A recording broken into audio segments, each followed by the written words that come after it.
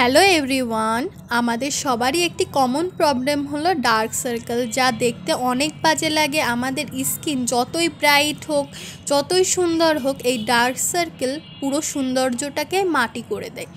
এর জন্য আমরা এই রেমেডি ব্যবহার করব।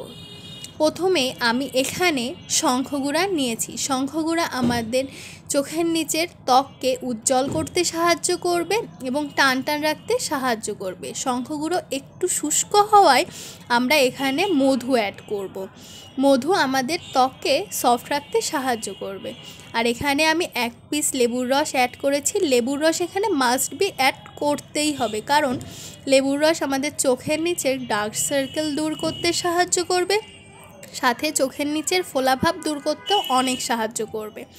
তারপর এই প্রত্যেকটি উপাদান আমরা ভালো করে মিক্সড করে নিব। তারপর একটা পেস্ট তৈরি হয়ে গেলে আমরা এটা আমাদের চোখের চারি সাইডে অ্যাপ্লাই করব।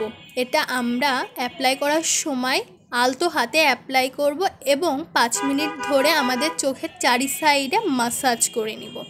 5 মিনিট ধরে মাসাজ হয়ে যাওয়ার পর এটা আমরা 5 মিনিটের জন্য রেখে দিব আমাদের ত্বকে।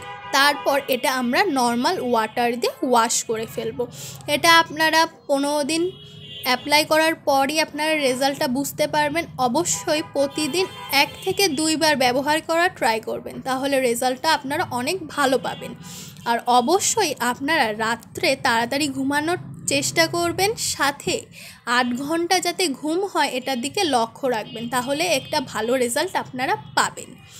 এই রেমেডি আপনাদের অনেক উপকারে আসবে। যদি ভিডিওটি ভালো লেগে থাকে তাহলে অবশ্যই লাইক, শেয়ার অ্যান্ড সাবস্ক্রাইব করে দিবেন।